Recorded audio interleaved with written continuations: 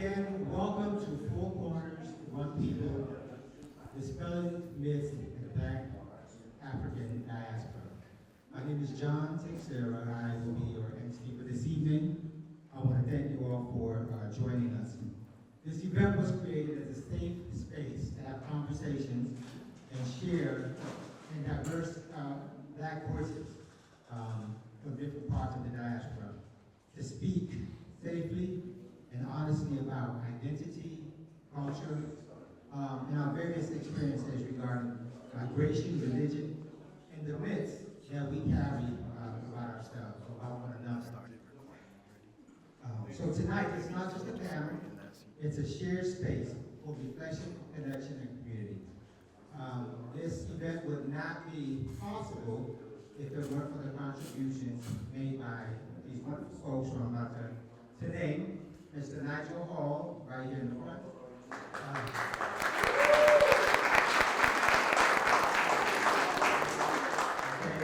Tim West. Yes, Tim West. Okay, David Malbranch. Uche Onwa. Okay, thank you all for your contributions, for your time, for your energy, and for making this happen, and all of your resources. We want to appreciate those who have sponsored us, the wonderful Black Diaspora Liberty Initiative.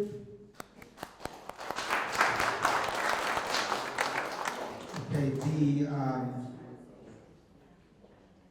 the Rustin Institute. Formerly, I'm sorry, let me take my glasses off because I can't see.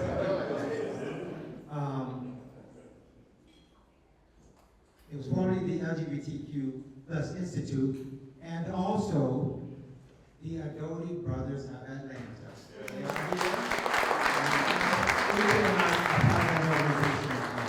We are truly grateful to be a part of this. We want to thank all of you for coming, for RSVPing, and for being here. Because conversations like this would not happen if we were not all present. So thank you very much. Again, there's food and drinks. And we ask that, enjoy yourself, and if you want to, throughout the conversation, get any food or drink, that's fine, but let's keep movement to a minimum. As to not be disruptive, and so we can enjoy the conversation. Thank you very much, and at this time, I will turn it over to Mr. Tim West. Woo. Tim West is going to guide tonight's conversation as the moderator. He is a longtime community leader, artist, and advocate who has been deeply involved in creating spaces for dialogue, healing, and cultural connection. He is also the executive director of the Rustin Institute for Leadership Development, formerly known as the LGBTQ Plus Institute. So please join in welcoming our moderator for the evening, Tim West. Thank you.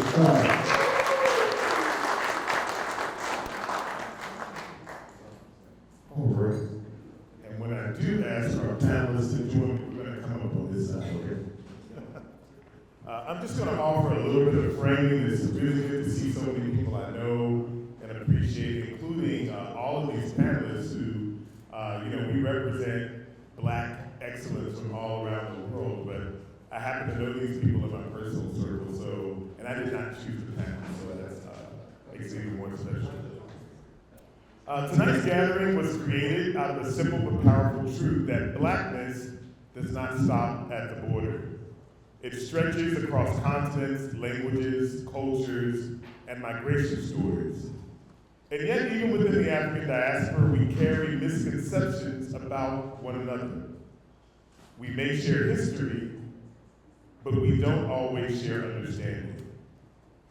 This space was intentionally designed to bring us into conversation across these differences, not as a debate, not as a performance, but as a shared table. A place where we can speak honestly about identity, migration, belonging, and tensions that exist within our communities, while also imagining what solidarity can look like. Each of our panelists represents a different part of the diaspora: Africa, the Caribbean, Latin America, the United States, and Europe. And each brings lived experience shaped by culture, movement, and community. Tonight, we are not here to decide who is more Black, or more American, or more immigrant, or more authentic. We are here to listen, to reflect, and challenge the myths that we have inherited about each other, particularly as same-gender loving men. We also recognize that these conversations don't happen in a vacuum. They are shaped by systems like immigration policies, racism and anti-Blackness, colonial histories, and the ways Black people are treated differently depending on where we come from. So tonight we hold space for both truth and care. Our hope is that this conversation feels less like a panel and more like a gathering, that you leave with a new understanding, new questions, and hopefully some new connections. Because at the end of the day, we all come from different corners of the world, but we are still one people. So now I'm going to ask for all of our panelists to join me. Tiago, David, I'm like looking here for everybody. Yes, Uche, Redford, and Nigel. And I don't think it matters where you fit. All right.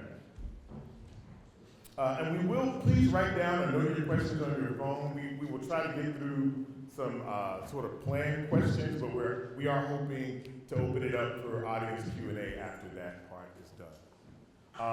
And rather than read bios, we've kind of positioned questions in a way that you get to know who these panelists are as part of the introduction. So, first question. Before we dive into broader themes, of the conversation, I'd love to begin with something personal. Each of us arrives here with a different relationship to the African diaspora through family, history, migration, culture, politics, or imagination. Can each of you share a bit about your own connection to the diaspora and why it is important for you to be a part of this conversation? And actually, let's start on the other end. We'll come back. All right. And in my mic, is this working? Can people hear me? All right, so my name is Tiago. I'm from Brazil, and as most of y'all know, the slave trade for transatlantic started with Portugal in the early 1500s.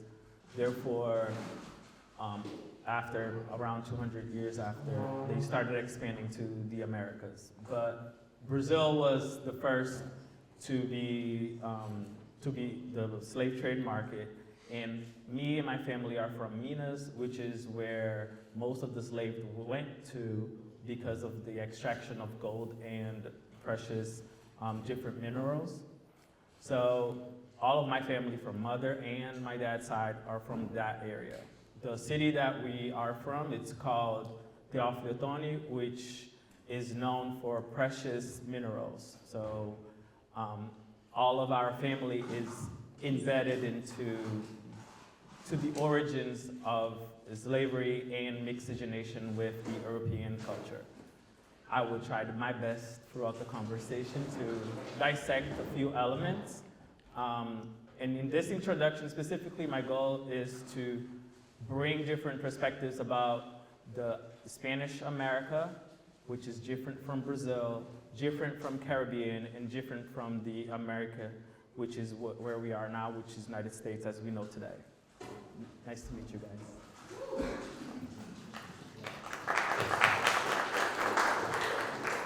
Hey everybody, my name is David Malrush. I was born in Schenectady, New York. I am a first generation Haitian American. My father emigrated to Sac-Cacé. My father emigrated to the United States in the 60s. And I think, for me, experiencing my father growing up and just watching him navigate, he never sat me down and talked to me or educated me about Haiti or the diaspora, but he lived it in the way he walked and the way he navigated and in a lot of his storytelling. And one of the things that I remember him telling me, and then I'll pass it on, when he was a kid, it was always about doing the best you could, and he always held my sister and I up to a very high standard. So I remember him telling us a story that when he was in grade school as a kid, his aunt, who basically served as his mother, he used to be the highest scorer in the class all the time. And one time there was a French kid, a white French kid, beat him out and got a higher score than him. And she slapped him and said, "How could you let that stupid white kid beat you?" And so that was where he came from. So when he came to the States, it was very much kind of a mix, a reverse kind of training that he had. But he was already armed with the notion that blackness is excellence, blackness is striving for the best, and blackness is better than anything else. So he kind of instilled that in me, and I think that was the first time I really just paying attention to him. There are millions of more stories, but I know this is a short time, so I'm not going to waste any more time with that.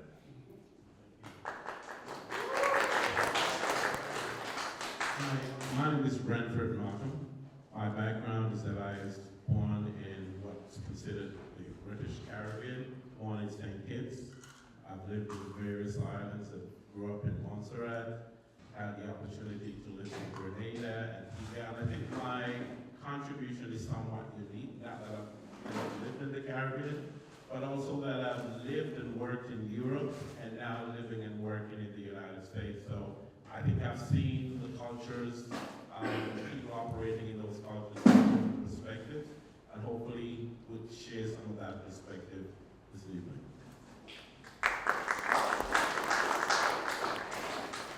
My name is Nigel Paul. I'm obviously British. We ran this project in DC, and the reaction to it was we needed this conversation to happen. Because my parents immigrated from the Caribbean. We were asked by the British to come and help rebuild the country. And when they got there, they were met with no Irish, no dogs, no blacks. So they couldn't rent anywhere, but you invited us. So from day one, our struggle has been real. And it just occurred to me that instead of struggling on our own, shouldn't we really all be struggling together? So it was important for me to be here and have this discussion, and I'm really pleased with the fact that we're doing this. It's needed. I am tired of looking at my brothers and sisters and seeing differences where no other race sees differences. They don't care. They really don't. So what we need to do is have a conversation about ourselves as to why I will look at my black brother, my Caribbean brother, my South American brother, and think that he's different from me. Only his location is different, but his story is the same. So I'm glad we're having this conversation. I look forward to hearing what others do.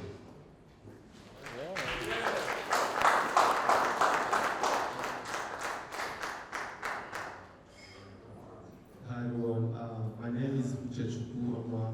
I use they pronouns or Uche.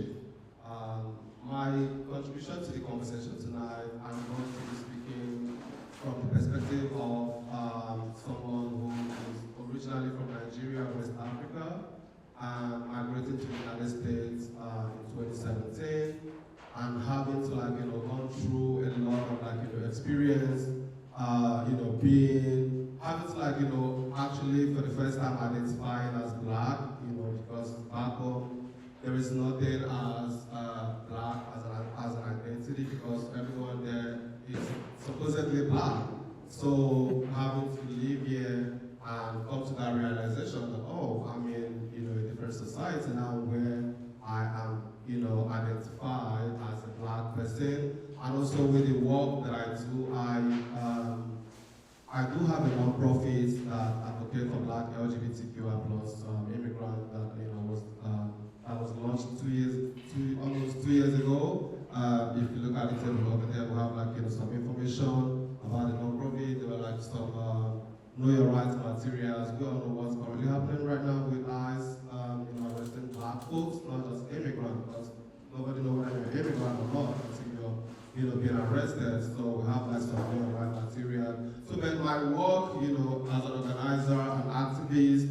and with the community that I organize, mostly Black immigrant and Black LGBTQ plus immigrant, and having, hear the way people like, talk, people's perspectives about, Blackness in the United States.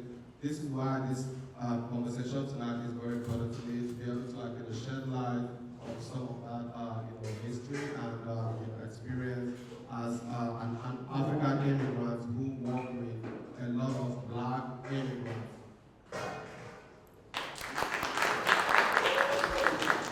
All right, I'm going to test out this mic so people are hearing me. My voice is carrying. I'm going to let them hold the mic. So the next question is really going to be about migration, identity, and belonging. And many of us carry more than one identity at the same time. I mean, all of us do in many ways. Immigrant, American, Caribbean, African, European, same gender loving, queer, Black. And I know for me, as someone that is American born, Midwestern born, Southern raised, I even know that even geographically in the US, Blackness shows up in very different ways. We call Cincinnati up south, right? You know what that means, right? Those are where the people went, right? How many people are from the Midwest, right? Are the West Coast, or somewhere up north, Northeast, right? All of us have ties that trace back to Southern roots, Southern spaces. Can each of you talk about a moment when you became aware that being Black meant something different depending on where you are or where you were? How did that shape your sense of belonging as a Black person? And anyone feel free.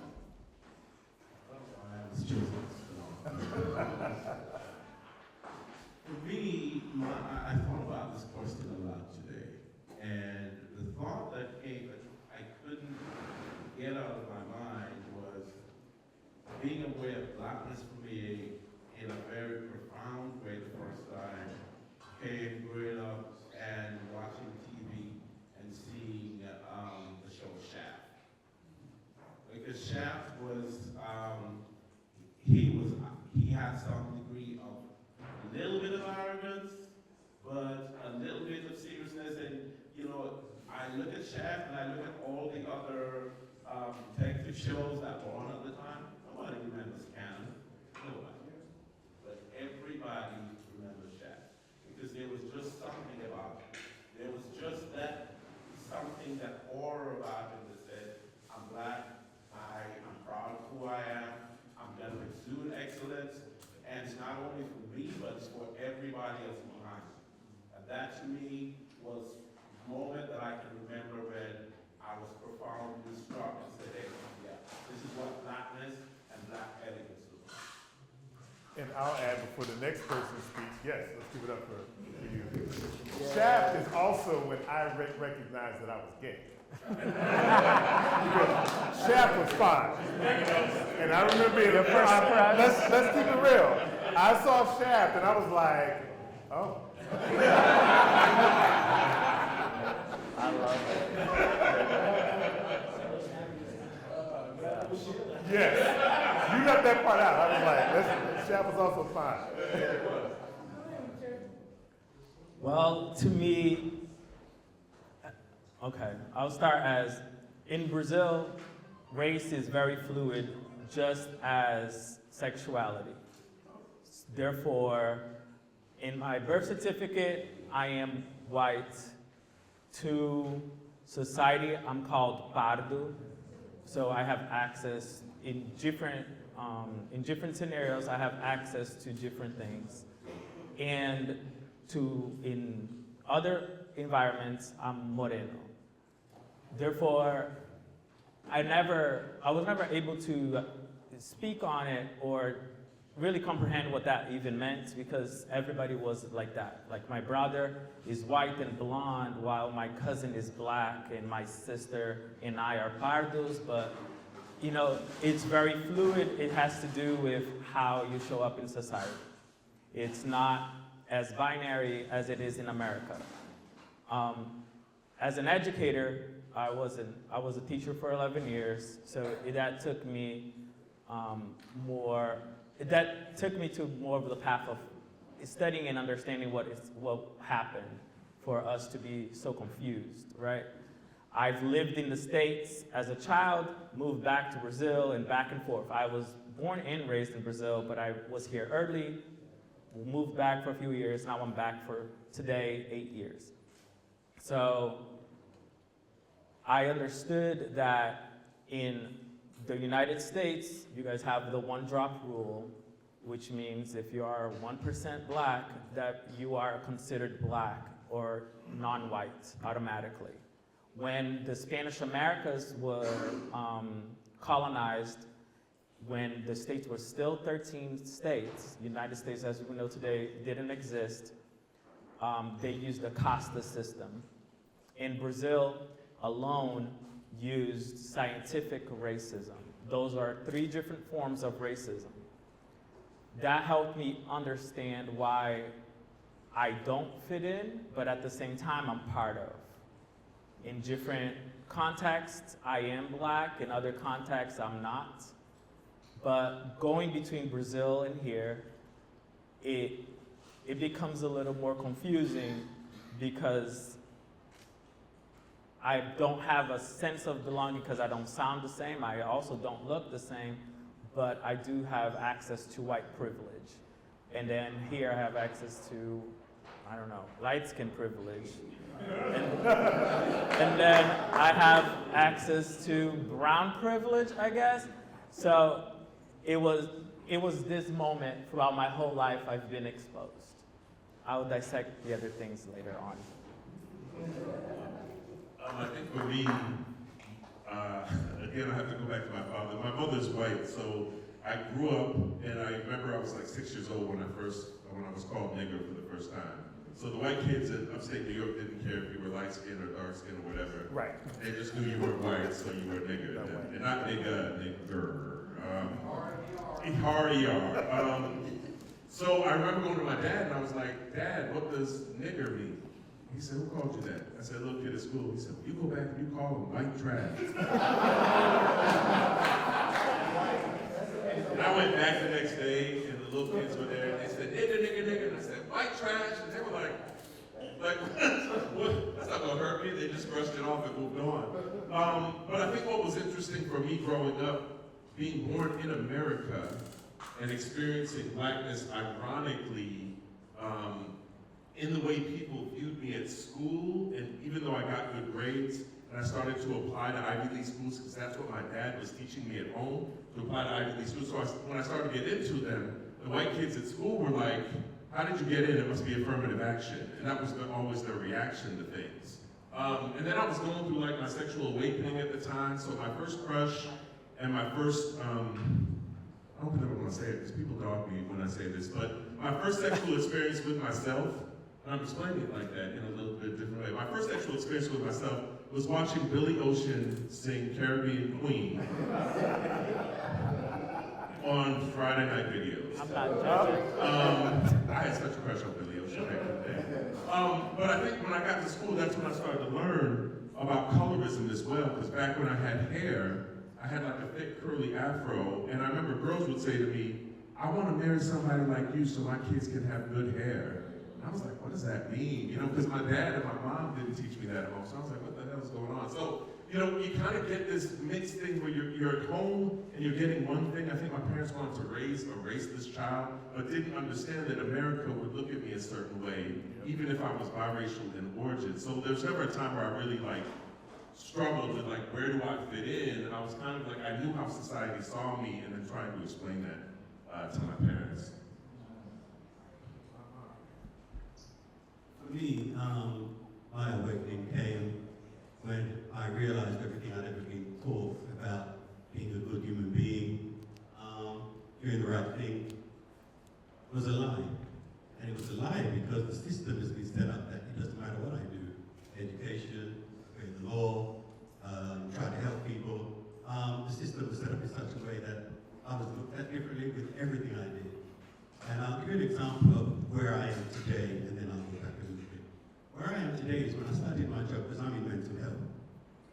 The first thing I did, and I was told I could have been taken out before HR for doing it, but I didn't care. I called the black staff into my office, and I told them every single stereotype that's been said about us, we will not. While I work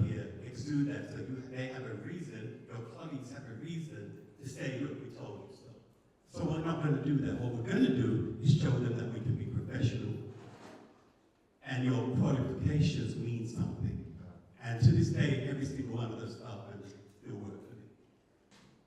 Back when I realized that being called a nigger and where it came from, because the first we knew about slavery, so to speak, was when Kunte Kinte came on television. Ooh, we went in the kitchen and found some knives to go to school the next day. That's the first we knew about it. And it broke my heart to realize it was true. It was real. So I've been coming to America since 1989, and there are two major things that breaks my heart. The first was finding out that we were hung from trees and used for entertainment while ducks were pouring out of the ground, little children in their Sunday vestments. And I'm thinking, if this is not hell, then hell can't be any worse than this. And the second thing was finding out that brown paper bag test. I don't know if you all know it. I heard about it. I understand all these white people will just do it. And somebody said, stop. It wasn't white people. It was black people. It broke my heart. How can I demand respect from anybody else if I can't get respect from my own? So you'll hear me talk with passion about this because enough is enough. It's 2026 and there's a war coming down the road. We need to wake up and stop looking at one another with eyes that that don't belong to us. So my African brother, my Caribbean brother, all of you, as far as I am concerned, if they don't see the differences in us, I refuse to see those differences in us. So this is why I'm here.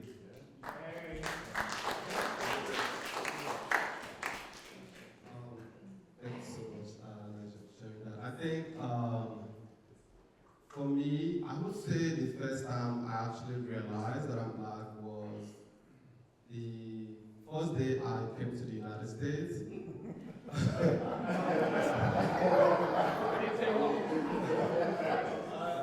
And this actually happened because I want to share a little bit of, my experience or story.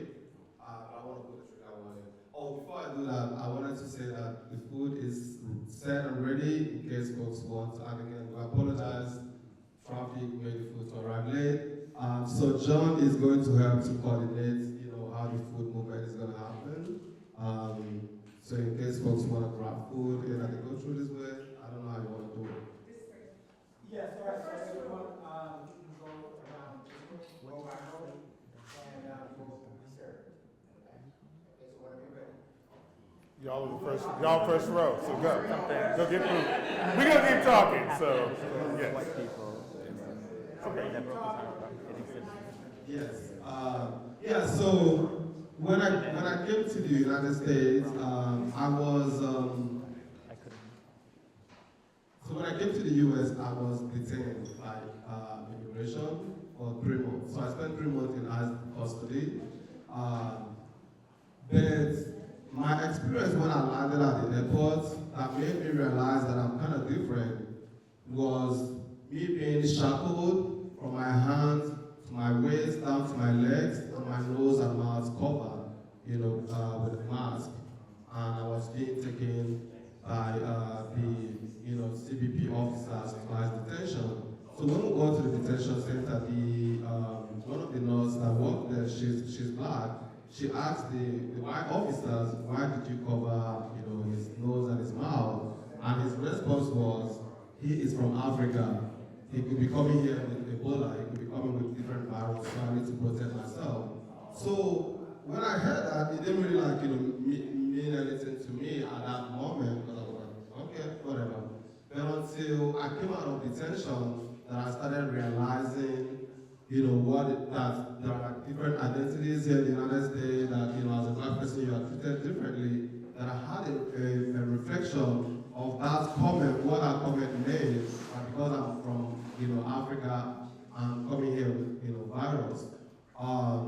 And then also living here and with the work that I'm doing and having to, be in different space, sometimes, even in the black space, sometimes I feel like I'm not black enough, because when I speak, the first question that most people ask, oh, you have an accent. Where are you from? So to me, I'm trying to get to know you, why does my accent matter? Like, why is that important? I know some people is maybe intriguing or whatever, but to me, like, I want to talk to you as a human being, not because of my accent or because I'm coming from Africa. So even in black space, sometimes, that's self-awareness of knowing that, oh, you are different from these people, even though we all, we look the same. And even in African space, sometimes it's feel like, okay, maybe I'm not African enough, because of how some of, my comrades and communities, operate, and I'm kind of seeing differently because, again, of me being the work I do and being comfortable in who I am, my sexuality. A lot of Africans still struggle with, with just accepting themselves. So when they see you living that life that they wish that, they're able to like fully live and express, it's still like a struggle. So I think that I'm constantly being reminded that, I am different, from everyone else. And also, I had a client, one of the campaigns that I worked on in the past, and he was, stopped because he was, black. And before he could even, speak, or for them to even figure out, oh, he has an accent, he was already sent to detention center, where he was detained for 3 years and ended up being deported. So, and this is part of the reason why, for me, the work that I do, trying to make sure that, immigrant, black immigrant, and specifically black LGBT immigrant, have the resources to be able to truly, live and thrive in the United States, and have the voice to be able to, fight the system that continues to oppress us as black people here. So thank you, Uche. Let's give it up for him. I really appreciate that lens, because as someone that does advocacy work and is from Cincinnati, I remember I was in a meeting with Black Lives Matter, and this black woman stands up at the back and she says, well, why are we talking about immigration? This is about black lives. And I asked her, I said, do you know what the number one population in Cincinnati that's getting deported? It's the Senegalese. We have a very big Senegalese population there. So talking about immigration, I think the American imagination makes us think that immigrants are all from Mexico, from Latin American countries, when in fact, immigration is a black issue as well. And that moment and beyond has really deepened my commitment to make sure that we're talking about all of us when we talk about black folks. We're gonna flip a little bit to religion, colonial legacy, and LGBTQ acceptance. Across many parts of the African diaspora, anti-LGBTQ attitudes are often justified through religious frameworks, Christianity and Islam, namely, traditions that themselves arrived, ironically, through colonial histories. So how have you personally navigated those tensions? Do the dynamics affect your sense of connection to the continent, or influence your willingness to travel, collaborate, or build relationships there? And I'll just say that I'm at a point in my life, as much as I long to develop and deepen my connection with Africa, I personally have made a decision that I don't want my tourist dollars and my money funding a government or a country that is actively oppressing people that love the way that I do.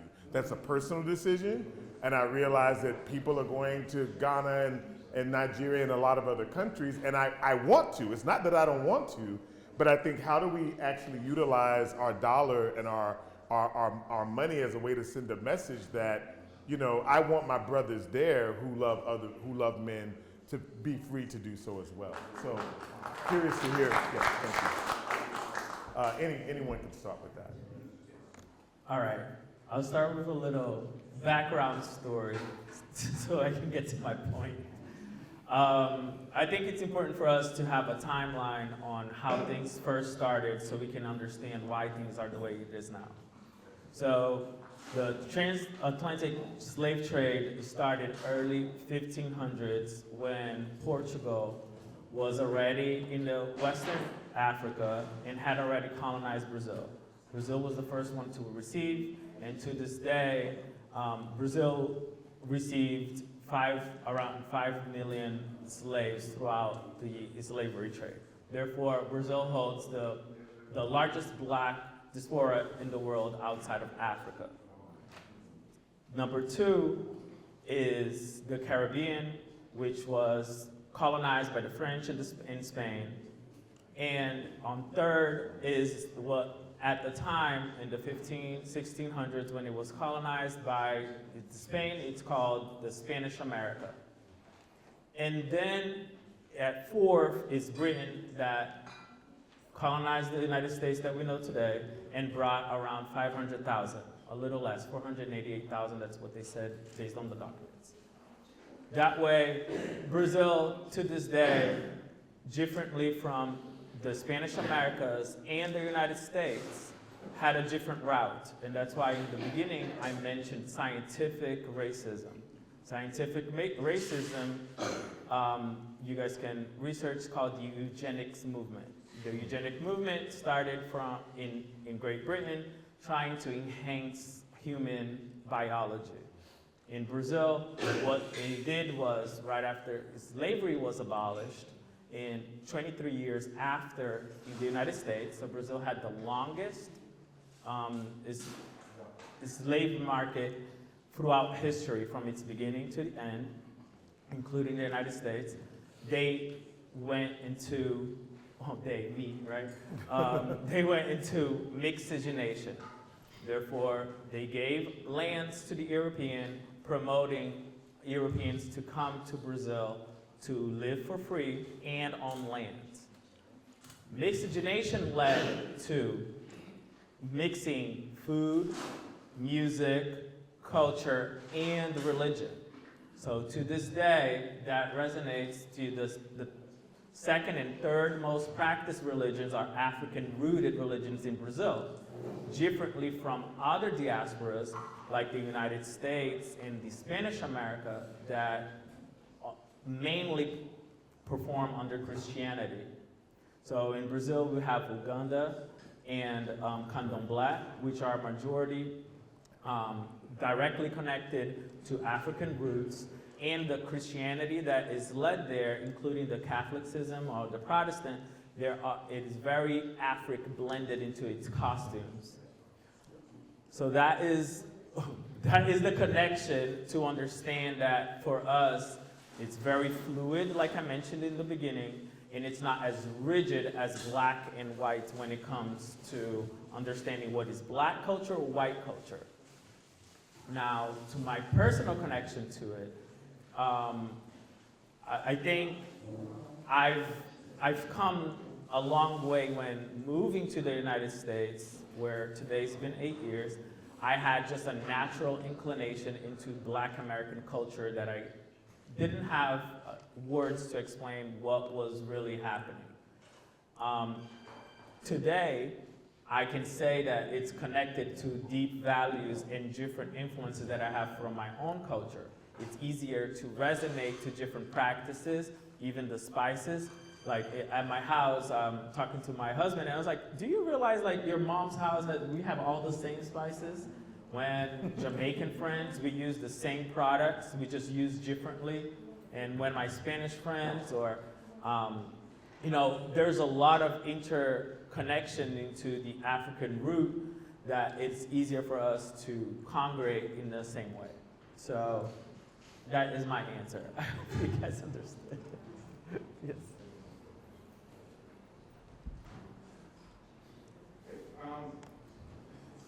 It's always amazing to me that our people who have experienced discrimination are sometimes the most hostile towards our community. Considering that we have a lived experience of discrimination and being marginalized, that we find a lot of times that in our community, we are marginalized by the members of our community. And most times people use the religion as the differentiator that puts them in that position. But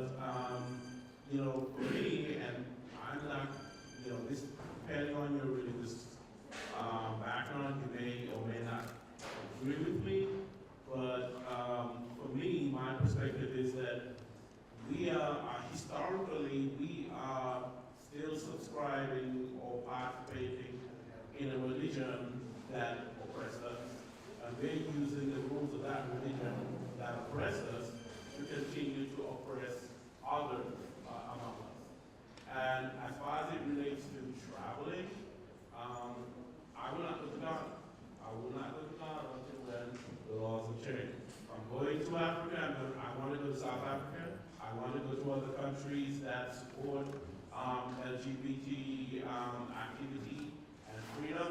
Countries like Ghana, I certainly would not support spending my tourist dollars there. And from a Caribbean perspective, there are mixed experiences.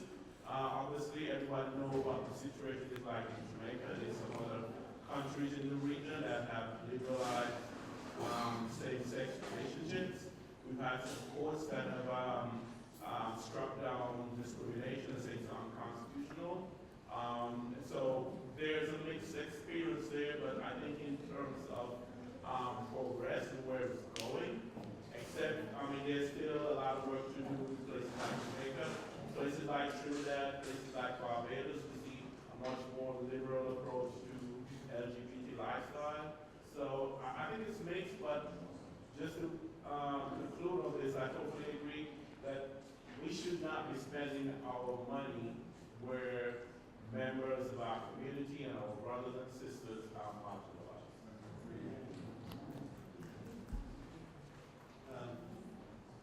For my part, I'm going to go back to why we're having this conversation, this discussion. When I moved here 10 years ago, I truly started to understand why Black Americans, Black Africans were looking at each other and wondering a lot about one another, because the same thing happened between Black Caribbeans and Black British. And it started with, you're in the system, why aren't you doing better? You live here, you grew up here, why aren't you doing better? And the pushback was, you didn't live here, you don't know what we're doing.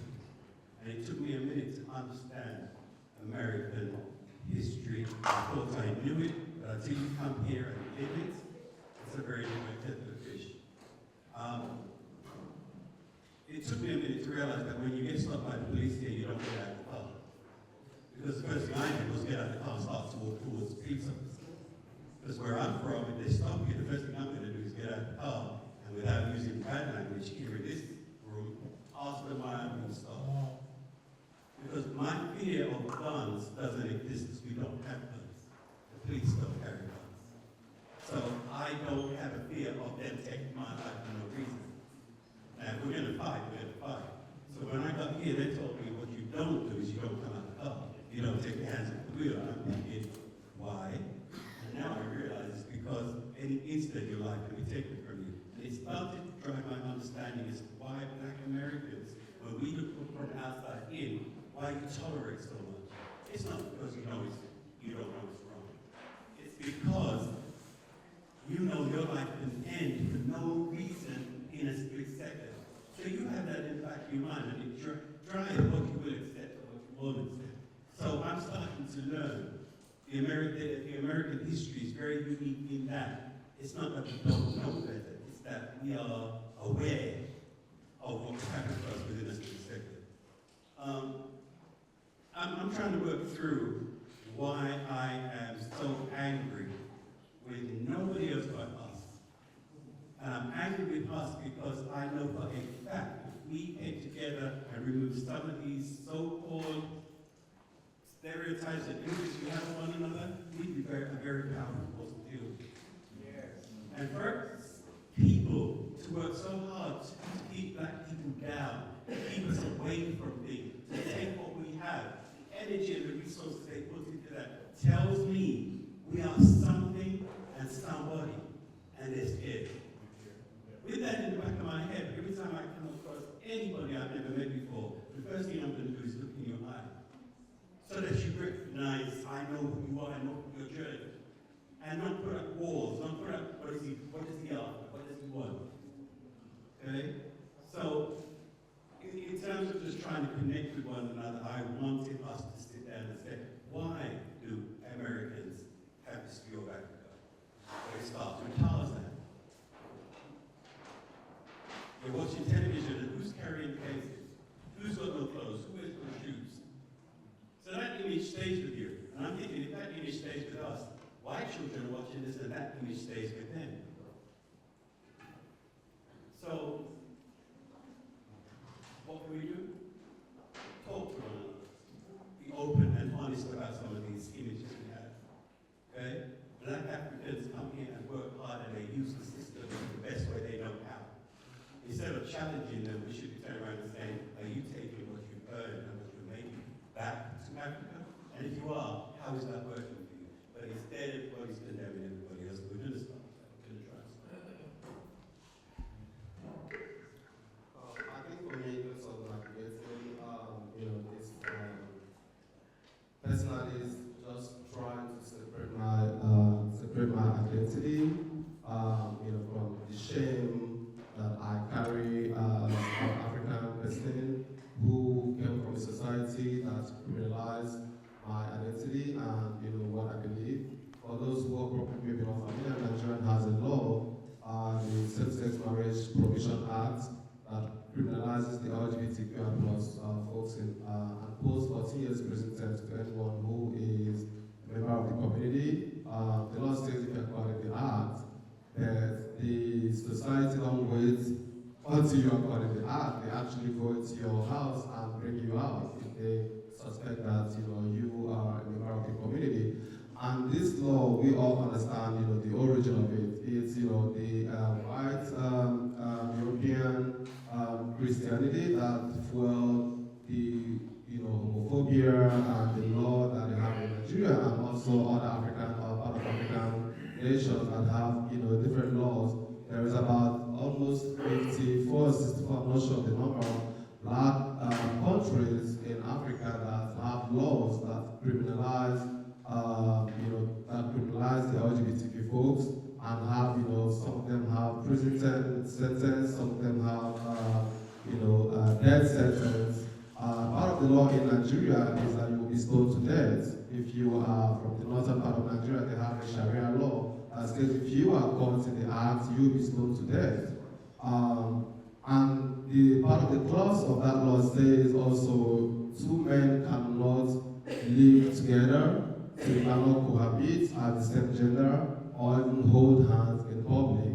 If you are found doing these things, you are liable to like 40 years prison terms, or even if you are someone that is supporting the LGBTQ community, or you have a knowledge of someone else's sexuality, the law says you're supposed to report them. If you fail to report them and the law found out that you are aware, you will go to jail for 10 years for not reporting these people or for not supporting the community. So with that law being in place, people taking laws into their hands, lynching and all attacking the communities, and a lot of, even recently, I think it was last week, that Senegalese parliament, they were deliberating about increasing the number of jail terms for those who are part of the LGBT community, saying this is on Africa.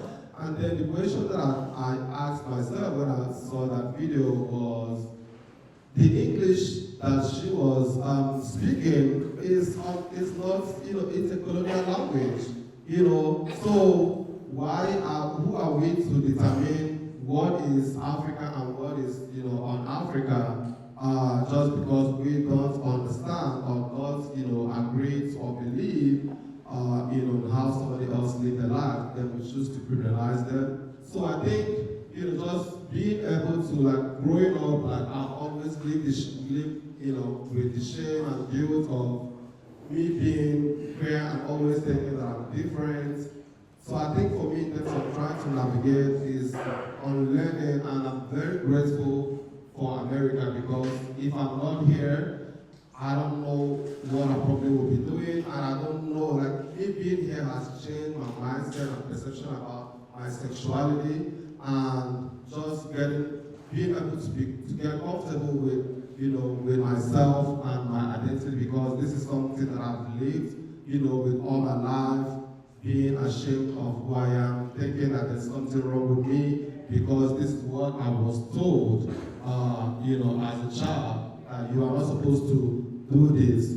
You are supposed to behave and live a certain way. You are not supposed to be, you are a man, you should behave like a man. And what does that even mean? So being here really taught me how to unlearn some of those things that I learned growing up, and the stereotypes, like you talked about, that we all, keep carrying about each other as black people. So just having to be able to unlearn and learn, how to live and navigate life here in the United States.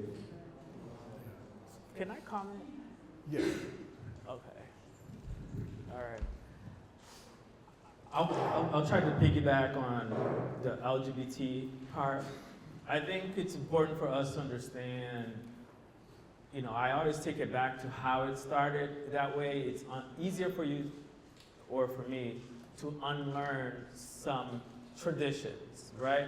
So religion was used to form of control. So when they were bringing folks from Africa, you need mass production of other individuals to be also enslaved. Therefore, they used Christianity, known in Europe, and some of its traits to create a new form of Christianity. It had the same core values, and they changed a few things to do mass control, so they could control mortality versus reproduction and mass growth of population, because they had to keep this engine going. From the 1700s to the late 1800s, that was the most vast slave trade system, where British tapped along with Portugal that were already producing, French were already producing, and Spain was buying. They never actually conquered anything in Africa, so they only bought it from trades from Britain. Therefore, it's important to understand why LGBT things or issues, how they navigate it, because once they make it strict gender roles, women become a product where they can reproduce. Therefore, they have to be kept in safe environments, fed, and being reproductive animals. While men, they have strength, come back, and then reproduce. They would separate different types of men that could reproduce more. Just like how we do with cows and chickens. Well, chickens, they can reproduce without a man. But cows, correct. Right. Yeah, I'm not wrong. Look, horses and cows is a good example. They keep them in the place, send one bull, and then do a mass production. LGBT run right against it, because if we have men-to-men relationships or women-to-women relationships, we don't have children. Therefore, there's not more slaves. There isn't, they can't do slavery growth, because mortality rates were off the charts when it started to be a mass production of new folks. I also want to, before I end this part, I also want to tap into, it is false to say that black people or black Africans were enslaving other black slaves. What happened at the time, they had different ways that they sold, and they had different ways with commerce. So for the people who couldn't pay their deeds, they would have what today is called slavery-like living conditions, which they had to pay with free labor up until their debt was due. It was not colonial slavery. Those two things are very important, because I have heard narratives that from white folks who want to justify colonial slavery with local slavery. That word didn't exist, and what existed at the time, I forgot the word in English now, but it's service something. Yeah, servitude versus chattel. I'm glad y'all know. Exactly. So paying service with deeds, that was the route that Portugal and the British that scaled the slavery trade used in order to create the systems. I think those two things are important to understand because religion was used to weaponize against folks. So they had mass conversions in order to survive. With generations of people being taught and said the same thing, they started to believe that those created truths were reality. Therefore, it was easier to control reproduction and mass slavery. To add one thing, I think it's ironic that the Christian religion and discrimination of gay folks is based upon the King James Version, and there is clear evidence that King James wrote love letters to Lord Mountbatten and had a relationship with him, and it's just ironic, but it's important. I think it's ironic, and yet it's also on brand when we think about churches and ministers, even here, who are the most homophobic and the fire and brimstone. It's like, that's kind of on brand. Like, we got a lot of King Jameses out here. But I also want to, like, I just did a quick search because my assumption was that South Africa was the only place that had decriminalized homosexuality. And there are other African countries that have decriminalized. So I really ask you to do that research and look, because we sometimes throw a very broad net at Africa, and there are so many differences on the continents, even in Brazil, right? Like, just spending a lot of time in Salvador, I went to a concert, Lineker, black trans woman, and I thought we were going to a little cafe. Emmy nominated. Lineker, look her up. And so I'm like, oh, I'll go to the concert of the black trans, thinking we're going to a coffee shop. Amphitheater, 10,000 people. The Brazilian Symphony Orchestra is backing her. Everyone knows all the words to the songs. And I'm sitting here like, I don't think we would support a black trans woman in America at that level, right? And so I think sometimes the brainwashing we get about America being so progressive and advanced, there are spaces with people that look like us that are very advanced in terms of indigenous spirituality and two-spirit. Even when I went to the Contemplé house, there was this little kid, he must have been 12 years old, and he was walking around and doing the sage, and they were like, he's the most powerful priest we've had in 30 years.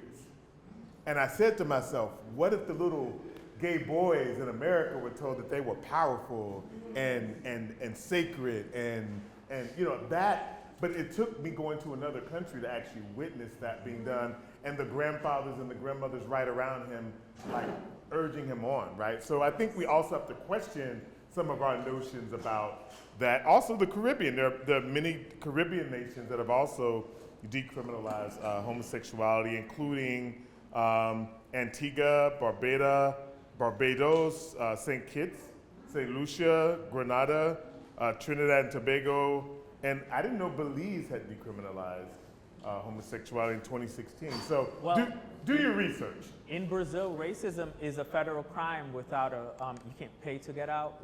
Bail? No, without a bail.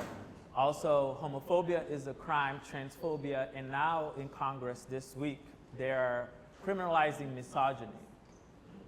Correct. Oh, wow. And this week as well, a trans black woman is now the president of the women's, you guys, cabinet? Is that how Americans call it? The cabinet of women's affairs. That a black trans woman took place of the presidency. So we're not as third worldly. Well, and that's true. Like what we hear, right? The assumption is these third world countries are so behind, like you actually have to do your research and visit. Let's get into like our relationship and connection with each other, which is around stereotypes and solidarity. One of the challenges within the African diaspora is that we sometimes carry stereotypes, third world, right, about one another, whether between Africans, Caribbeans, communities, or African Americans, immigrants. What stereotypes or misunderstandings have you encountered within diasporic communities, and how do they complicate solidarity?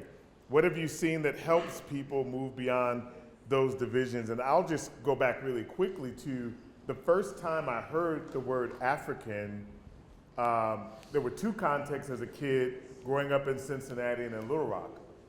One of them was, as a put down, they would call you a black African. I know I'm not the only one that heard that. You a black African. And I was like, well, why a black African as opposed to what, right? That kind of seemed redundant to me. But then the other one is they would call you an African booty scratcher, right? So there were these pejorative terms that were, so you didn't grow up with any positive associations with Africa, and especially if you saw roots, right? That it was just like everything was negative. And I had to own how those stereotypes that I learned as a kid informed even how I thought about my own complexion and my own skin color, to the extent that we use terms like good hair. Everyone in my family is pretty much brown, but my sister had done a whole taxonomy of who, he has more red, she has more, and I'm like, we're all the same complexion, but we had internalized that this is how we're different within the same family. So can we speak to those stereotypes and divisions, and not only how they impact us in the diaspora, but as same gender loving men, how do we carry some of those stereotypes into our ability to love and be friends with each other? For me, I look at it through the lens of colorism, which I learned about living here. I didn't realize how strong colorism was here, because where I'm from, you're black, and we done with it, you're black. So coming here, and I know a lot of you are going to come back at me, coming here and hearing the term vanilla, caramel, We gonna do that? what are they talking about? Good hair, bad hair. I just thought, okay, so now we're not only helping other races to break down and talk about us in the negative, we're doing it to each other. So my question to people was why? Why would your skin color be wrong? Well, it goes back to slavery. Jim Crow. Yeah, I know that. Today, I'm asking about today. Why would you use those terms today? Learned behavior. Okay, I can unlearn something. The same way I learned something. So again, I go back and say, okay, so why today? And I'm not trying to be difficult. I'm just trying to be productive in terms of moving forward. We know what happened in slavery. We know what images were given about the dark colored individuals.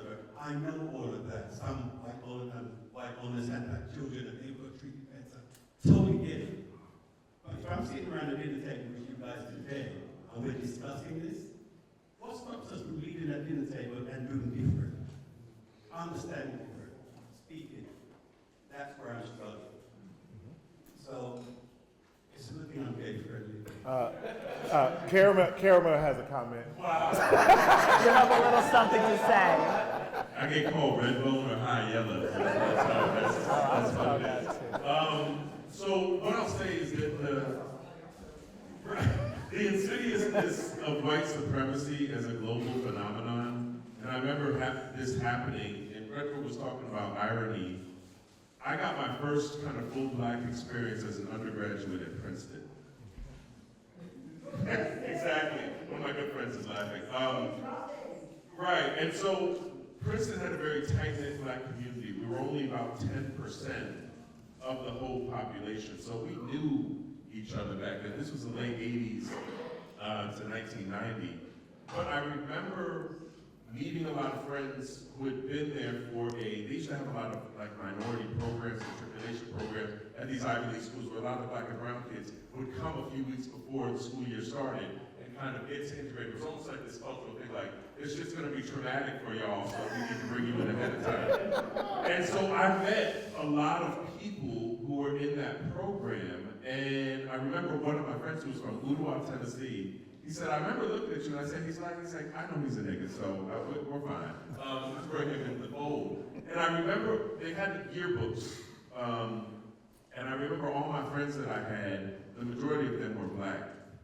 And I remember coming home and my mother and father were like, oh, show us your friends. And I'm showing them all my friends in the Facebook. And my dad said, why are all your friends black? And my sister, who went to Stanford, had all white friends. And my wise ass was like, well, did you ask Michelle why all her friends were white and why is that a problem? And what my father explained to me, and I'll bring this back to the insidious of white supremacy, is that it teaches along the diaspora particular stereotypes about Black Americans being lazy, uneducated, and not having power at the table. And so my father had ingested all of that, internalized all that, and as someone who had a 18-year-old son, was now projecting that on me. He said, you need to get with white people to be at the table.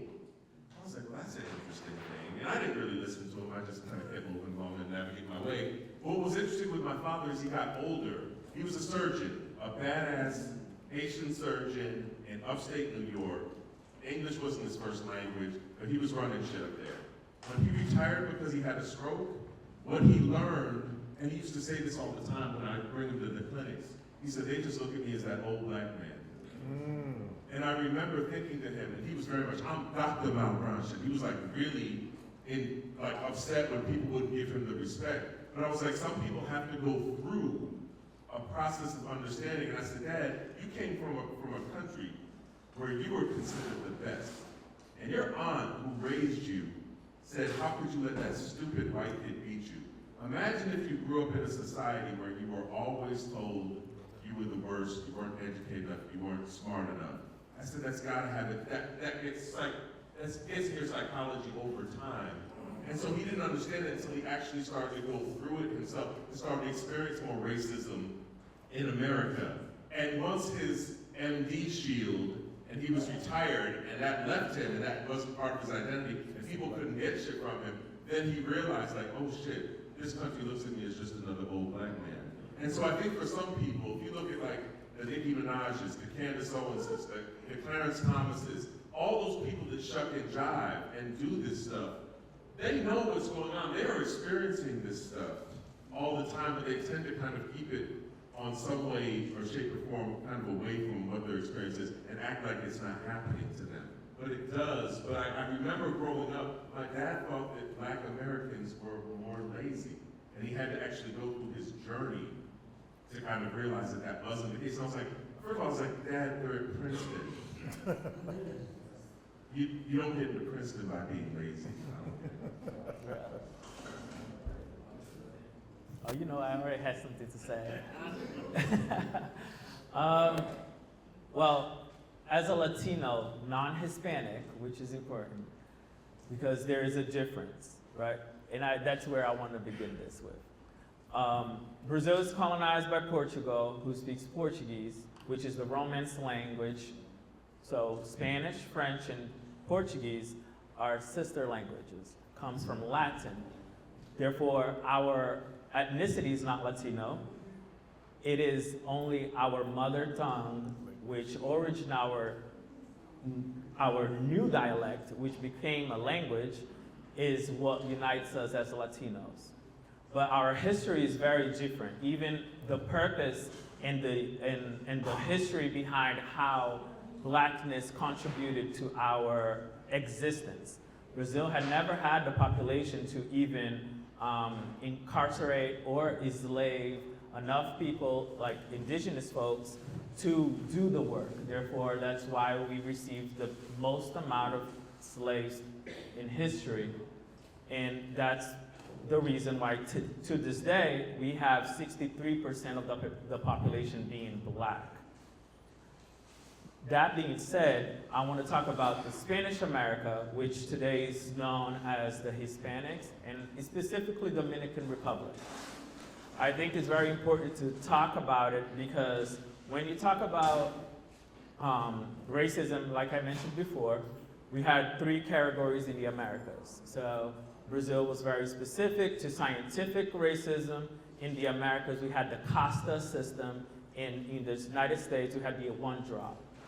Well, Dominican Republic was one of the first to endure what the Casta system was, which later on, which today is led to nationalism.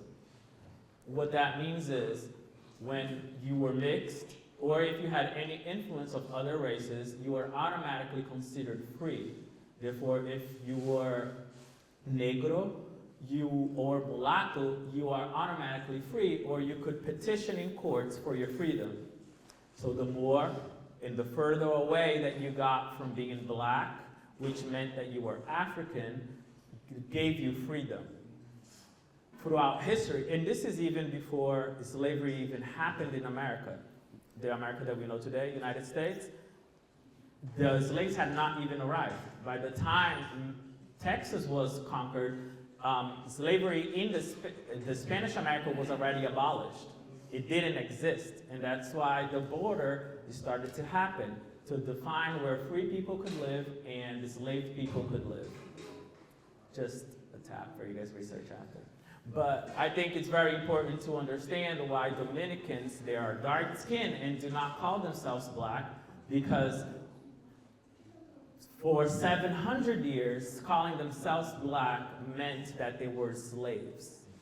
And the mention and the correlation to black, the word, meant unfreedom. So before the womb and all of those things, it was already embedded. That was their only way out of enslavement, and that is the casta system. I'm trying to repeat those things because after you guys can research and understand more, but I think it's very important, and I think these stereotypes, which was what he mentioned first, about brown vote, white vote, black vote, are misconstrued. We are not brown as a Latino community the way Americans in the United States system works.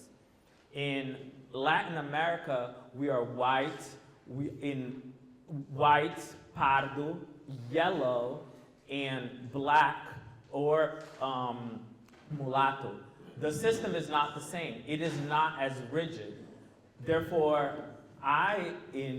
for example, myself, in Brazilian documents, like I mentioned in the beginning, I am classified as white, but by society in, I forgot the word in English, etotypes, maybe that's how you call it, by your perception of who I am. Phenotypes? Phenotypes, yes. By phenotypes, that is how they evaluate if you have access to DEI programs in Brazil, and not by your documents. So you go through phenotypes, tests. That means how you present to society. So if I'm going to college and I put there that I am pardo, like I am, for example, even if my document says white, and I pass the pardo test, which is based on my appearance, I get into the program because I'm pardo, not because of documents. So I think it's very important for me to represent and try to give context how strict and rigid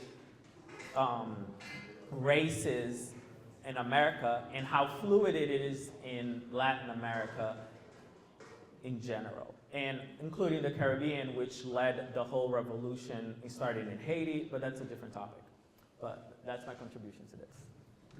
I think stereotypes are just historical facts. And therefore, somebody has told their story. And the question is, what's our story? Because somebody may have a stereotype about us. What is our story? How do we overcome that stereotype? How do we spread the word among ourselves or kids so that among ourselves and the next generation that we understand what it takes to overcome that stereotype? What's the history? What are we telling? What are we teaching our kids? Talking about Haiti, does anybody know about Hussein Louverture and how the independence of Haiti influenced the independence of the United States?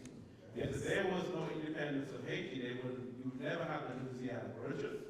That whole area would still be speaking French, right? But we don't talk about when either. That's the kind of history of saying we have to counteract whatever the stereotype is with black excellence, black history, black accomplishment. And another example I want to use right now, we've heard about NVIDIA and the Blackwell chip. But do you know who the Blackwell chip is named after? The Blackwell chip is named after a black mathematician. But we don't hear about that, right? So I'm saying those are the kind of things that we need to counteract the stereotypes and say, these are the good things about being black. These are the things that we can be proud of, that we should be telling our folks and championing every day. I bet you today, if you walk down Atlanta and ask anybody, hey, do you know anything about the ingredient chip that it was made? It was named after a black condition. Most people said no. They would think it was named after a white man. And that's stereotype.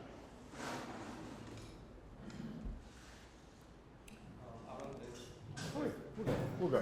So we're gonna close out because I want to eat. The food looks good, and y'all been eating in front of me. But I want to close out on a kind of positive note with sort of, well, yeah, that too. But just one final comment from everybody here, which is really the call to solidarity, right? So what is one takeaway in terms of how we move forward as a community? I know for me, it's traveling, meeting people, learning some other languages that our people speak, be that even, the French or Portuguese, so that I can communicate with people in the diaspora. But like, what efforts can we take to actually build more solidarity, to challenge our stereotypes? People don't know what they don't know. And it's easy to mythologize and stereotype people if you haven't had connections or relationships with them. So just one quick word before we open it up for the audience, one thing that they can do to really break down those barriers.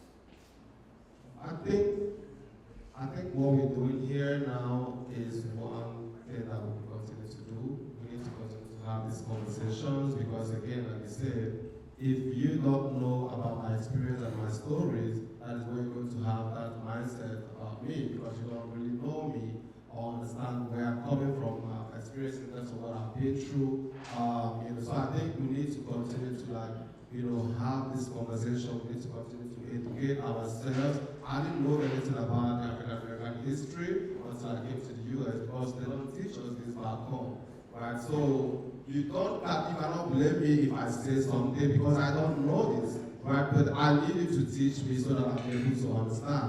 The same way I'm going to also teach you to be able to understand my history as well. So I think this conversation is very, very important. I'm glad that we are doing this, and I hope that this conversation will continue to happen. What I would hope to see is that I continue to encourage people to fix yourself so that when you're talking to somebody who looks like you and has had the same journey and experiences as you receive what they're saying to you and have no fixed ideas in your head about who they are and where they're coming from or even where they're going. Fix yourself so that your confidence, your knowledge, your eagerness to do better exudes onto the brother and sister that you meet.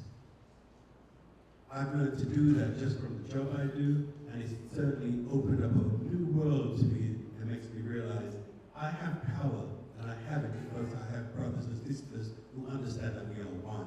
We are not separated the way that we do talk is separated. For me, it's simple. It's nothing's wrong with differences. The issue is how we handle differences. If you went down the road today and you met an Englishman and an Irishman, they look white. They have significant differences. Absolutely. Right? And you don't hear them in the corridors of power in America, they're never going to complain. But they have significant differences. It's how we handle our differences. There is nothing wrong with us having differences. I would just say, probably close to 30 years ago while I was training in New York City. Because I'm hungry. I'm not going to even sit up here and lie. We'll see. If y'all keep the questions short, we can maybe have more. But we do have a limited time. We have to respect the space. Get out of here when we say it. And we also just want to mix, mingle, talk to each other. So let's go. Who got some questions? I see a hand here. And so the lights are blind. If we can have somebody out there that can see, help. John, can you help us out? Because I can't see hands. Yeah. We'll give you the mic that way. All I need is one mic. There we go. Thank you all so much for this panel. Great to see Thiago, Uche, and Timon. I've known y'all for years, and Timon, we worked together, and we've had these conversations before, so thank you, and fellow panelists, and shout out to my Haitian brothers. Like I've met them when, good to see other Haitians representing. I I would love to know your thoughts on solo travel and cross-cultural brotherhood as a form of resistance. Solo travel, yes, specifically solo travel as Black and brown queer men, and cross-cultural brotherhood as a form of resistance and re-understanding our identities. Because I have found that existing in the world, as a global citizen, makes us really see the world from different point of views. I come from Haitian, Palestinian, and Lebanese background, right? I was adopted by a Puerto Rican mother. I don't identify with any race anymore, right? I tell people I'm a globalist. When someone tells me where I'm from, I tell them where I'm from does not exist in my world. Right. Ask me where I'm local, right? So, and I don't identify as Black simply because I don't face the struggles of a Black man in America. People always have that misconstrued notion about it, but I tell them, I will not face the struggle that you do. But I am in touch with my Blackness, and traveling the world has made me realize that, queerness and brotherhood exist in different phases. In Ghana, in Dominican Republic, in Palestine, in Lebanon, and the more you talk to people, the more you realize more about yourself. So I'm curious, what do you think? Because a note on not traveling to African countries that don't support LGBTQ rights. I've heard that from some people, but those same people travel to Israel for Tel Aviv Pride, who commits a genocide on Palestine and Ethiopians, and I'm like, well, how could you go somewhere where your queerness is celebrated, but your Blackness maybe could be not? So, what's your thoughts on that? One, I boycott all of them. I'll boycott them all. But what I will say, and I asked a second time if you said solo travel, because I had a transformative trip to Salvador in 2022 celebrating my birthday that was supposed to be with a man, but he bailed on me last minute. So I ended up having to go by myself, and it was the most transformative experience. I was afraid to travel abroad by myself. So I'm a strong advocate of solo. Now, that's not saying if you got a boo, leave them at home. I'm just saying, or you could. But there was something about that experience that just was transformed, and I continue to do it now. Anybody else solo travel? Well, I've done most of my travel either by myself or with my aunt. We're both from educators, and I think there's something self-empowering when you're traveling by yourself. You discover things about yourself that you wouldn't be able to do it from your hometown or your home. Things that pique your interest, that you might get distracted with other folks. Mm-hmm.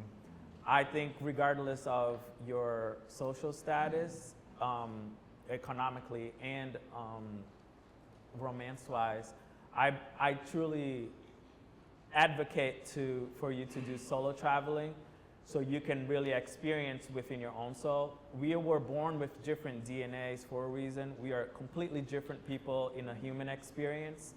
I think it's very important for you to detach from other experiences that will inflate on your own. Therefore, yours can be unique as much as you are. That's what I think. I'm just going to quickly say, well, I don't have experience doing solo travels, but I would say to do your research before you go to these countries. You need to know that you are showing up as a visitor, right? You don't just go up there and show up like, okay, I belong here.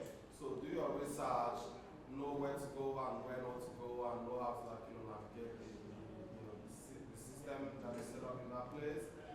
Best if you have someone that will guide you, there, because there are some countries, for instance, in Nigeria, you can't just go to Nigeria and start trying to hook up with folks from the app, the gay app. That is, dangerous. But so just. Well, we're not going there. Just do your research. I think that's the best thing that I would have. Anybody else here solo travel? Another question. I see hands in that. I really can't see the lights up. I have a question. Well, this might be, y'all might hate me, but you were saying that some Africa, you won't tour Africa because they feel about the LGBT community or some nations.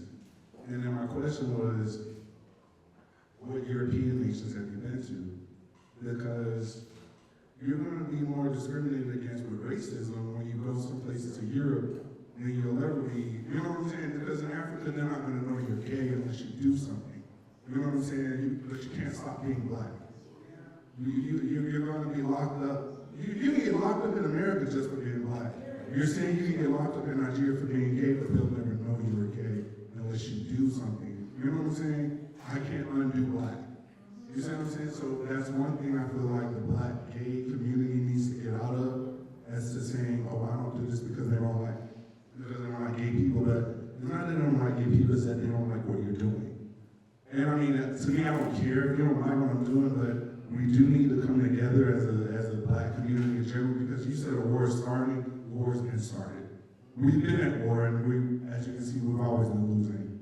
At least the black people we've been losing. I don't know what war y'all been living in, but we've been losing this war for a long time. I've been black before I was gay. At least always. I mean, I know I was black before I knew I was gay. You know what I'm saying? I hate to push back on everyone's like, you know, I woke up and then I was this and I had my awakening, yada, yada, yada. I mean, you still gonna be black. And I mean, a lot of those gay rights don't apply to us, because I guarantee if two gay white men were in Nigeria, they probably wouldn't get locked up. You see what I'm saying? So it's like, and then I don't advocate for trans women being over women's rights. I just don't. That's just me. And I do apologize that may hurt someone's feelings, but it's real. I wouldn't want a white man to be over my rights. So I wouldn't want a trans woman to be over a woman's rights. You see what I'm saying? Because they'll never have that experience. That white man will never have my experience. You see what I'm saying? I just wanted to say something, and thank you for saying that. I think when it comes to identification, and we sit at that intersection of same gender loving and blackness, I think we all know the difference between a black gay man and a gay black man, right? If you get what I'm saying. So different people will prioritize different identities based on their own journey. So what I want to say to you is that, no, but what I'm saying is that there are some people that will experience so much trauma within their black neighborhoods, within their black households, within their black churches, that the part of the sexual prejudice that they experience is prioritized. So their zone of safety or wanting to experience softness is going to a country where they don't have to experience that. For others, the racism part will trump the same gender loving part. And so they navigate looking like you do as well. We have a group of friends, I have two of my friends here that I travel with a lot of time. We have one, it's not either of them, but one of them who kind of centers white gay men. And so he'll go to Europe in a heartbeat. And then we say, well, let's take a trip to Africa. Let's go to a country in Africa. Let's go to Senegal. Let's go to Cote d'Ivoire. And he's kind of always a little bit, well, they don't really like gay people, and they don't really like this. But I think it's because whatever your lived experience is, but we have to allow room, and we're in this room of the diaspora talking about and respecting everyone's differences. I definitely respect yours, and I agree with yours almost 100%, but we have to leave space that if someone has an experience and that feeling safe for being a same gender loving man and being able to be themselves, regardless of whether they have a feminine performance or not, is important. We have to leave space for that. Right. We can question it or say, it's a different experience for me, but we have to leave space for that diversity, because that's what this panel, that's what this gathering tonight is all about.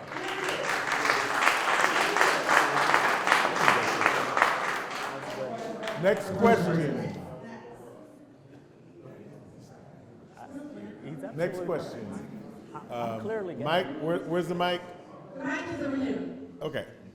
Hello. We can't, we just see lights, so. Hey, Doctor. Oh, you just see lights. Hey. Hey, Dr. Lulu. My name is Dr. Lulu. I'm Uche's mom. I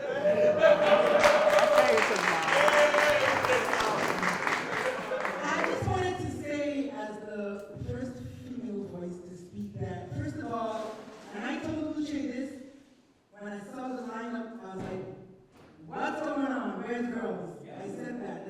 And y'all, if you don't know me, I'm the feminist of the feminist feminists.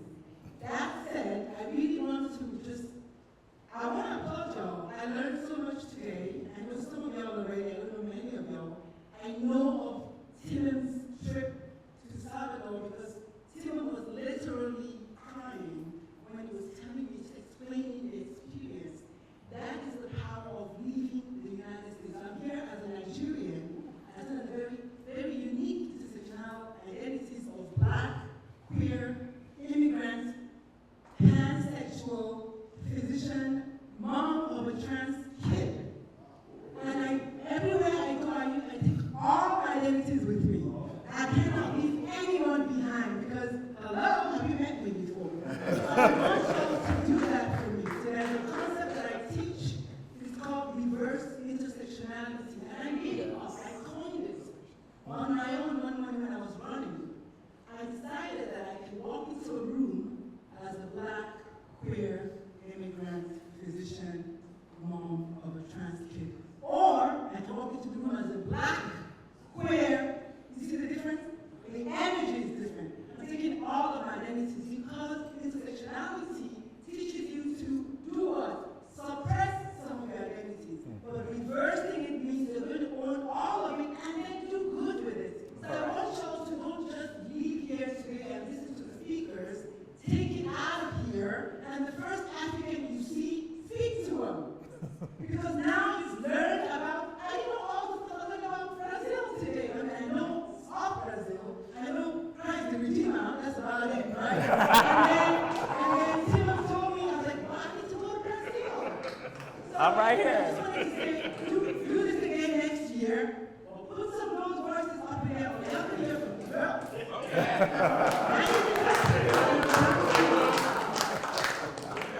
Thank you, thank you. We have another one over here.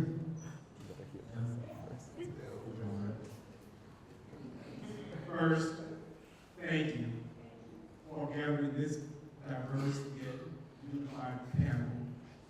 We need to see this again and see more of it. I'm going to ask one of my 3 questions. This is the brother, I think, from New York in the green shirt and white pants. That'd be me. Caramel. Red ball. So, when you introduced yourself, you shared the story of when you were first called a nigger as a child. I have an A and B question to that. When that moment happened, how did you feel? Not how did you, what did you think? How did you feel? And then I asked the second question. No, I felt bad. I didn't know what it was, but I knew the intent in which he delivered it was something horrible, and I felt like I had some kind of deficit. So that's why I went back to my father, because my father was always like the full cup and just lifting me up and affirming me. So that's why I went back to him first, and I was like, and I remember it was at a summer camp that we went on vacation. He would only take one vacation. This is how Haitian he was. He only took 1 week of vacation a year. Oh, wow. 1 week, that's all. That's all he would take off. He didn't go there. And he didn't go there. He went to a lake in like Saratoga, New York. So like that goes to show you like what a hard worker and kind of he had like this traditional immigrant sensibility to him about that, and his role was to provide for his kids. So it made me feel awful, it made me feel dirty, it made me feel less than. And then when I said it to my dad, he told me to call him white trash. I felt empowered. I didn't realize what a weak comeback that was. But I felt empowered. Then he told me that. He said, well, you go back there, you call them white trash, and they call you nigger again. So that's how I felt. Thank you. That was very honest. The big part of that question is, and you just led into it, when your dad told you to call them white trash, did you reflect that onto your mother? She wasn't around at that moment, so it wasn't like, that was a conversation I had with my dad, and then I just went back. Like, I didn't really conceptualize it with my mother. I didn't really like integrate the two. But I will tell you this about my mother. My mother was raised, her own mother died when she was 8 years old of stomach cancer. My mother was bounced around from house to house, aunts, uncles, et cetera, et cetera. And she never had it easy. She always had to work hard all her life. my mother, and after her family disowned her for dating my father, even though he was a surgeon, they said she was slumming around with black men in Schenectady, New York. That was what they told her. And that's why they got rid of her. But she had such a sensibility. The three of us and my sister, we could all be watching television, like a movie, and my mother will be like, "That's racist." And my dad and I we'd all look at each other. She would call it out before any of us would. And so my mother had a sensibility with that. So people would say, "Well, you're critiquing white people, but you're half white." And I said, "Yeah, that doesn't matter. I can still critique white people if I want to." And I'm talking about a collective of white supremacy. I'm not talking about my mother, because my mother is different. She's very different in her sensibilities like that. And she went mad. She was like, "They're doing that because he's black or she's black. But this white supremacy," she'll say that. And I'm just like, "Yeah, Mom, right on." And then we just keep moving on. So yeah, I don't think she knew about that until she found out from my dad later that had happened to me. And she felt horrible about it. See a hand there, and we're going to take two. I see a hand here and one in the back row. So, knowing what you know about the United States, under the right conditions, would you consider going somewhere else? Wow. To live? So I'll reflect a little bit. Dr. Lulu pointed to this and sort of the emotional experience I had in Salvador, because it was very blackity black, black women statues rising out of the lakes, and I went there, and like the anxiety, I didn't realize how much anxiety you carry as a black person in America until I went somewhere where I did not have that fear, or like that somebody's looking at me and judging me necessarily negatively. And it was, I take Lexapro, so I take anxiety medication. I didn't feel like I needed it there.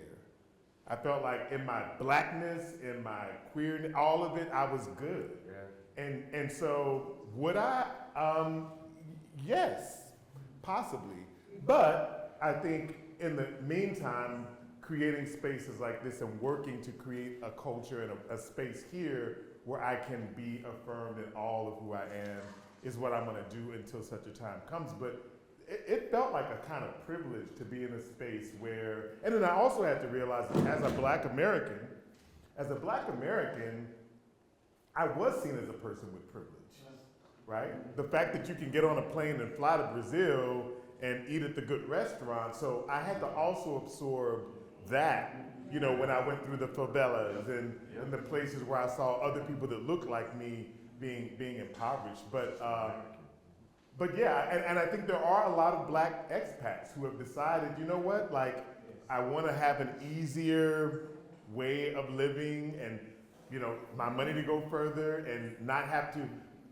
American racism is a very specific kind of racism. And even in Europe, there's racism everywhere, but it's very different, and I didn't miss it when I went away. Yes.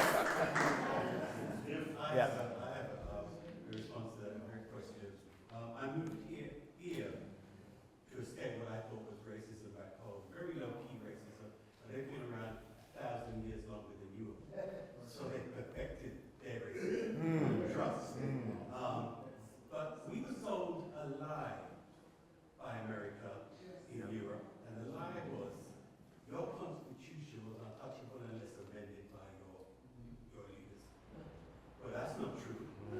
There's something sitting in the White House, death surrounds it, and it's making decisions that have nothing to do with your constitutions. It's At all. All of it's away, and nobody's saying anything. So we're a little bit puzzled. When I call home, we're puzzled by they told us the constitution. Anyway, and the second thing was, people died for your civil rights, were bitten by dogs, hosed down, and beaten for your civil rights, which we were told was enshrined in law. And yet, here I sit, watching it be stripped away. So what permanency do black people have in the things you fought for and are living for, if it can be taken away from you with a pen? Yeah, that's real. Well, I have an answer to that too. I'll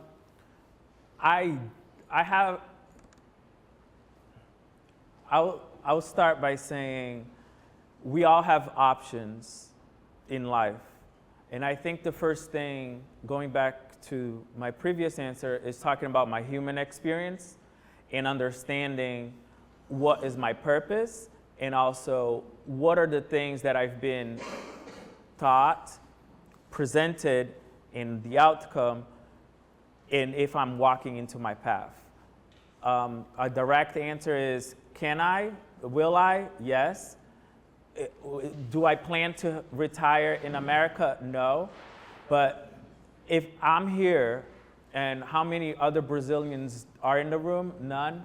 Like, am I occupying a space where, well, yes, my friend, correct.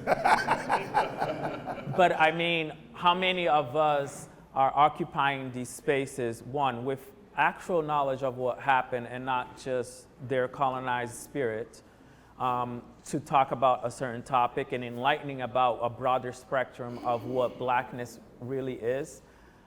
That makes me not want to go. It doesn't prohibit me to invest and create a life for myself, because capitalism is real and I love capitalism. Can't deny, but I think it's very important for us to understand our journey. And I believe it's more important for me to be on purpose than run away from my purpose, because one thing that resonates with me a lot is what I always tell my family: if it wasn't me, which of you would do it, right? And none of them do. So I take that place and I try to occupy space. Yeah, I mean, because I've lived outside of the United States a long time before I came here, it will not be hard for me to move someplace else. Trust me, I don't have those strengths. I just don't. We're going to take our last question, which I think was back there. Please, I invite you all, before the last question, can we give everybody up here a nice round of applause?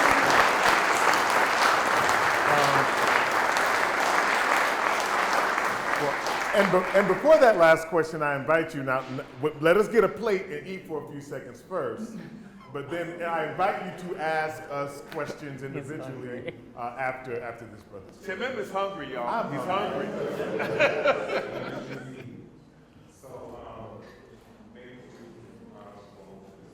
Is the mic on? We guys spoke a lot about stereotypes, and one of the things that always comes to my mind as someone who is kind of a student of history is that the victor writes the story. Right?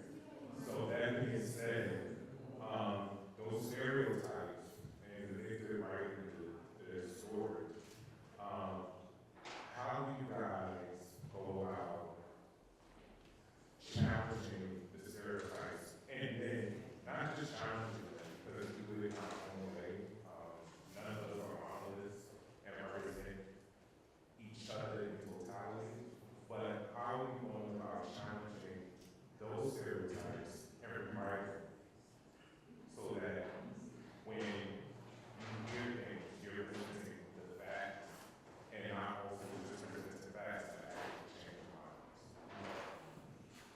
I think it's what I do is because I've constantly been challenged about so many different aspects of who I am when it comes to sexuality, or my relevance into the topic, or are you Black, are you white, are you Latino, brown, I don't know, Drake, all the things that you guys want to say. You don't want to be Drake. Right. I think the thing, what I do for myself is just have self-awareness, and I disconnect myself from the narrative, and I reply within that feeling. Not as a personal attack, because there's nothing you can tell about me that I don't know, and also there's nothing that you can tell me about me that will change my mind about myself. Therefore, I don't have an emotional response to stupidity or people who don't have enough knowledge about the topic. Most of the time, I just take it with the grain of tolerance and empathy of like, let me help this person, or just ignore it. Because I also don't believe that I'm responsible of educating every single person that comes through my path. I think I've stocked enough. You guys, everybody has enough access to information. If they were really interested on the topic, they should research it. Because we live in such a microcosm of what we want to know, information is charity. So people usually ingest information the way they want to get it. So it's very polarized. If you want to just hear Republican news now, you can just do that. It's never really balanced. So that going to research things, you can always research things that amplify your own bias. Yeah, so then go do it. I'm not in this, correct, I'm not in this experiencing trying to change people's mind. Honestly, we can tell intent. Like he was talking about how what the person made him feel through a word he doesn't understand, but it was the feeling and the intent that mattered. And I'll respond to that. So you don't need to be everyone's savior, especially the oppressor. He knows what he did. He wouldn't do it in public, just like your parents, your uncles. They wouldn't say this on the stage, what they said to you. That means they have some sort of conscience about what they have done. That's why they do it in the room. That's why they do it online and not to your face. So just be yourself and don't take it up.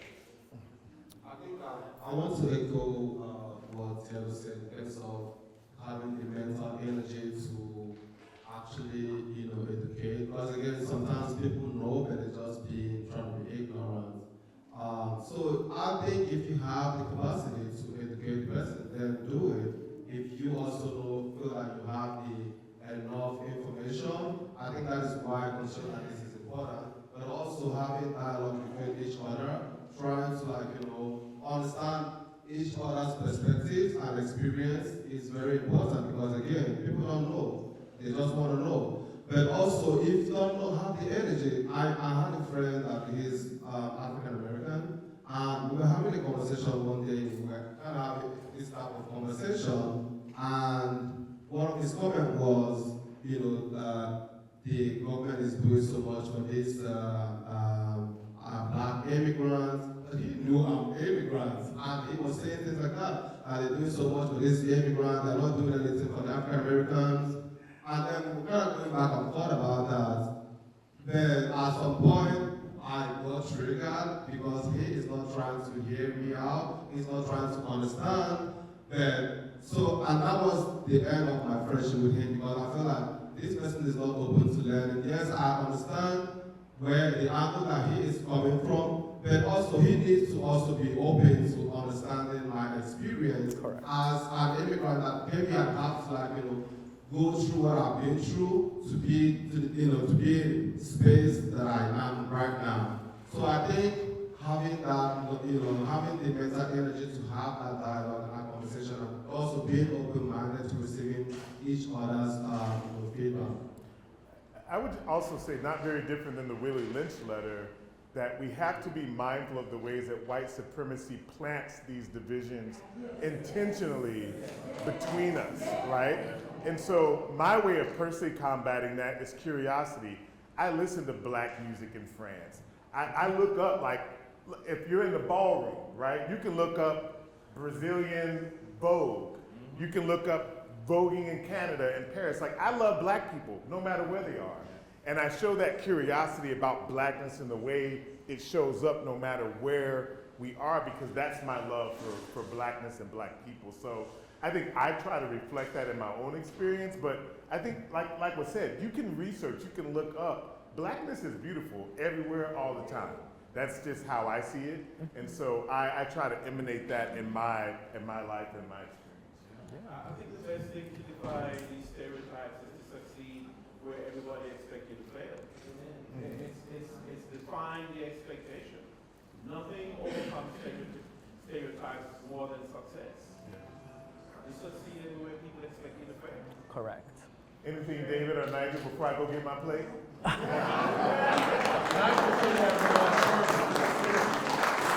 We need to take a picture together first. Nigel? All I'm going to say in response to that is that if you intend to educate somebody, make sure the information you have aligns with the fact that, me and you, aligns with the fact that his perception, no matter what you're saying to him, is going to be his perception. Correct. If 7 billion people saw an accident, you would have 7 billion different accounts of that same accident. Be aware of that. Go out and educate, but be aware somebody could always educate you. Yeah. Perfect. Thank you. Yay.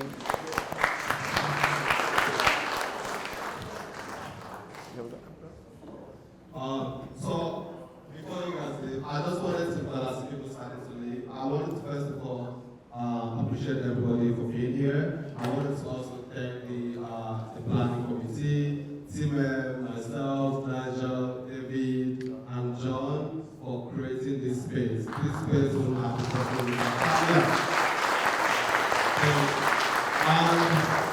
you. I also want to thank Tiago and Renford for also being here to share and tell you also specifically. I want to thank you for bringing your crew, the videographers and photographers to make sure that we have information that we will share out later, and our bartenders as well, and the people that made the food. So I just want to appreciate. But also I want to make an ask. This event was put together because we all believed in this space. We believed in this conversation that we're having, and we believe that there is need for us to understand each other. So we all have to contribute to make sure that this event happens. It costs us more than $3,000 to host this event, including renting the space, the food, the bar, everything, to make sure that we have this space. So if you all would love to see this type of conversation continue, we have a QR code. We just quickly set up a GoFundMe specifically for this event, because the goal is that we hope that this is not the last time that we have this type of conversation. We hope to continue to have this conversation. But we cannot do it without the right fund. I don't want to be spending my $500 or $1,000 to bring us all here. So I appreciate if you can scan the QR code. There's one there, I think there is another one on that table there. To make a donation, even if it is $5, it's going to help us to make sure that we have the next conversation. If we see that. If we don't see anyone there, we're not going to have another conversation.